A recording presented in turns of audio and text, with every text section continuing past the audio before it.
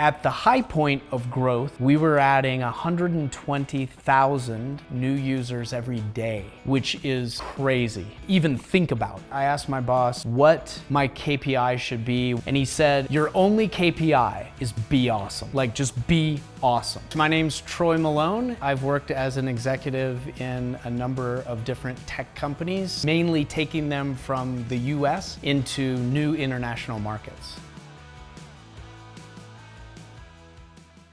I'll start when I was in business school. I wanted to create a company. This was the very beginning of the internet, and I saw a lot of potential, especially software companies we could create on the internet. I created a business plan. I started pitching it to investors. They gave me a term sheet. I turned them down because I didn't like the terms. After I turned them down, the head of the firm came to me and said, Troy, let me talk to you about maybe another option. He pitched to me creating a venture fund that would focus on investing in internet companies. So I chose to team up with them, and we started a small venture capital fund. We made an acquisition of a software company, and I got pulled into that to help with the operations. And it was that transition of going from investor to builder. I fell in love with the building part. Investment is fun, but to me it got a little boring. So I had ambition always to start a company, but I started first by investing and learning, and then moving on to building.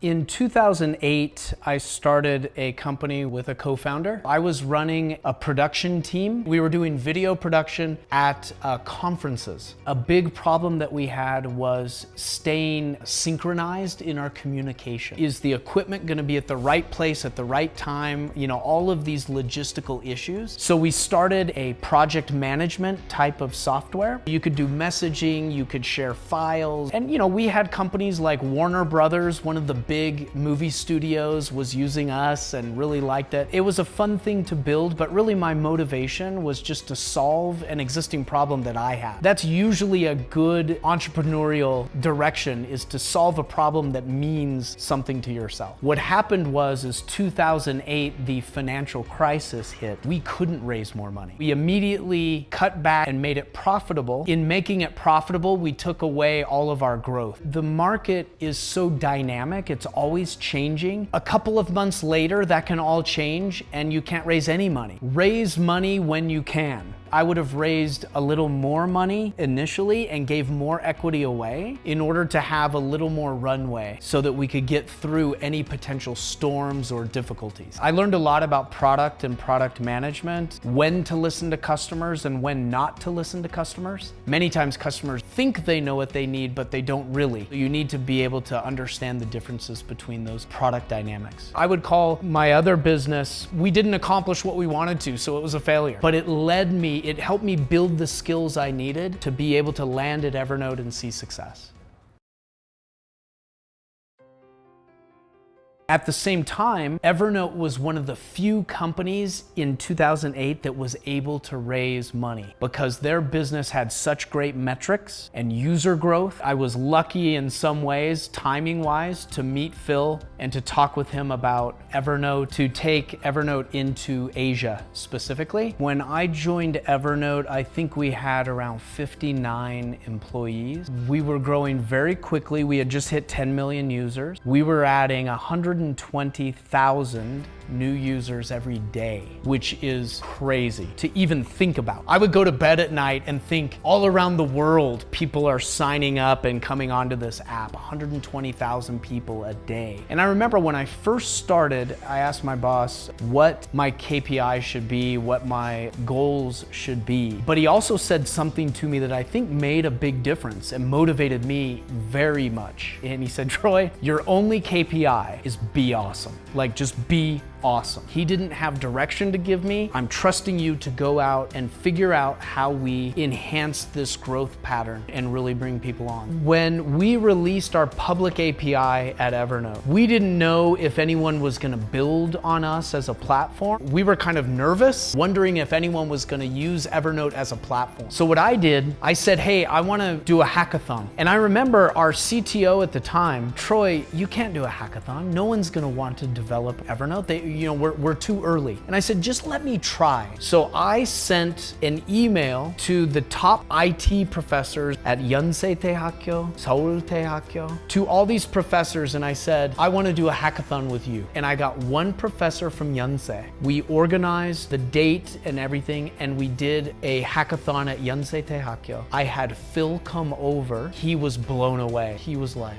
oh my gosh, this is so cool. After that, we started doing hackathons everywhere, globally, because now we knew we could do it. We didn't think it was possible, but yet we did it. So when you tell someone to be awesome, it gives them license to be creative and go do crazy things. Not everything will work, but some things will, and that will change everything. Lessons that I took away from Evernote: understand monetization early on, what your plans are to monetize. Uber, Airbnb, and their revenue started to go way high. And I think it took a little longer than we expected to build the revenue base that we needed to justify the valuation that we had got. After Evernote, I went to Weebly, which is a website creation platform. I headed up the international expansion into Europe and Latin America. Weebly was kind of a different experience in that it wasn't really growing as quickly as an Evernote. There was intense competition. Evernote, we didn't have that problem. We didn't advertise 1 penny at Evernote. The non-competitive environment was all about figuring out how to enhance virality. It was really focused on community building. How can people share it easier? One thing I did learn also from Phil, I did a lot of press engagement, so I would talk with reporters,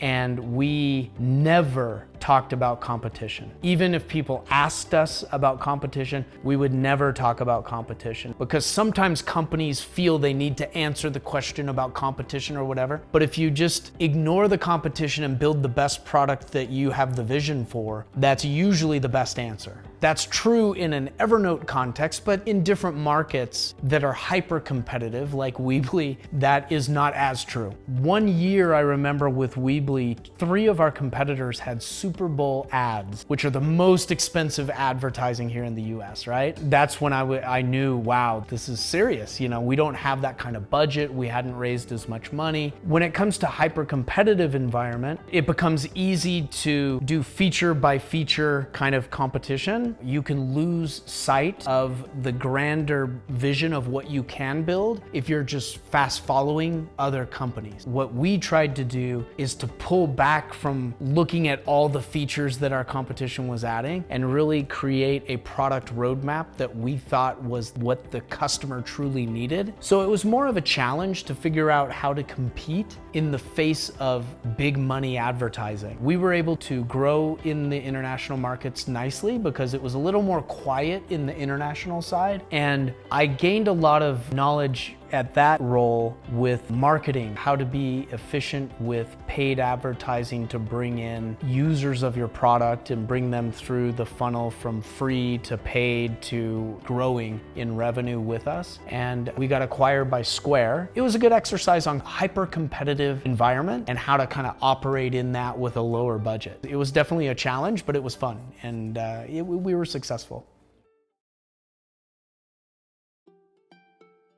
I think because I went the entrepreneurial route, I didn't have a clear career path. In my earlier career was a little bit tough. I was CEO of a startup, I ran a venture fund, but later in my career, as I did Evernote and beyond, I got focus in international expansion. As I look at people earlier in their careers, err on the side of being too careful. Ooh, if I do that, I might get in trouble, or if I do that, it might not be the right answer. What has benefited me is just doing it. Just trying it, right? It's either gonna fail or be successful. That velocity has helped me learn faster in my career. One common question that I got wherever I was in the world, how can I differentiate myself from all these other people? I would boil it down to a saying: do things. What I look for in people and what differentiates them is someone who is doing a job but also has a project over here that they built. Take on more responsibility at every chance you get, because most most people don't do that. It's easy to do nothing. It's easy to do the minimum amount of work to get a job done. What's difficult and not common is someone who is willing to take on more responsibility, is willing to help. That's how you differentiate yourself.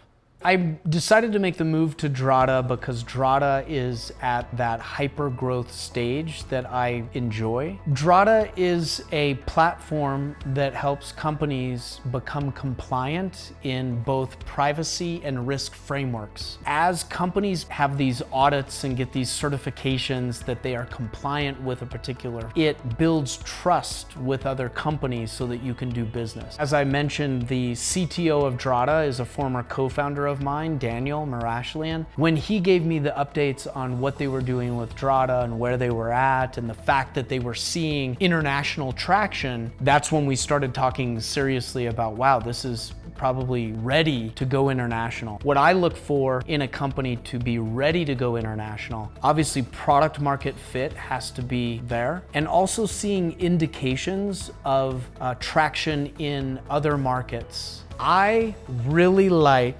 B2B SaaS, but a product that is a must-have, not a nice-to-have. Drata meets all of those requirements, and I think that's why Drata has grown so quickly. Drata became a unicorn 10 months out of stealth, which is just amazingly fast growth. And once a company knows they have to be compliant for that because they want to sell into a big company, it's a must-have solution. If you have long sales cycles, you have a difficult time getting your product through the procurement process at a business, then you probably don't have a must-have solution. What I'm dealing with right now, building a great sales team globally. You can build a very predictable business model if you have a must-have product and you know how to build a sales team and a customer success team to adequately service those accounts. Because investors love to understand business models that if I invest this, I can expect this as profit out. That's what keeps me awake at night, is building that team. The great thing about Silicon Valley is there were a lot of great people there, a lot of great people to work with, etc. That was it. Quality of life for me was going down because I was commuting into the city. So I was spending 2.5, 3 hours a day just getting there. I was thinking, why am I doing this? like this is not fun. I actually had a bad experience. My house actually burned down. So I lost my house and everything in it. And after that happened, it gave me a new perspective. I started thinking differently. If you lose literally everything that you own, it gives you an opportunity to think in a different way. So I started thinking, why are we here? Why am I in Silicon Valley? Do I want to be here? It gave me an opportunity to think, where else could I live and be successful? So I decided to move to Utah about 4.5 years ago. And the difference here in Utah for me, in the morning I can go hike in the mountains for 45 minutes and come back and start work. I get to be in nature and work hard. But also, the only reason that I was comfortable coming to Utah is because the tech scene in Utah has become really big, because a lot of technical talent has come to Utah. So that made me feel comfortable that I could have a successful career here in Utah as well. I think right now I'm kind of living the dream, building a significant company. But most importantly, what I'm finding, what's really fulfilling for me is watching my team grow. Like that to me is the most fulfilling thing of my career, is to watch people come into an organization, do great things and grow and learn and be able to go on to even better things. So I would say that's my focus over the rest of my career.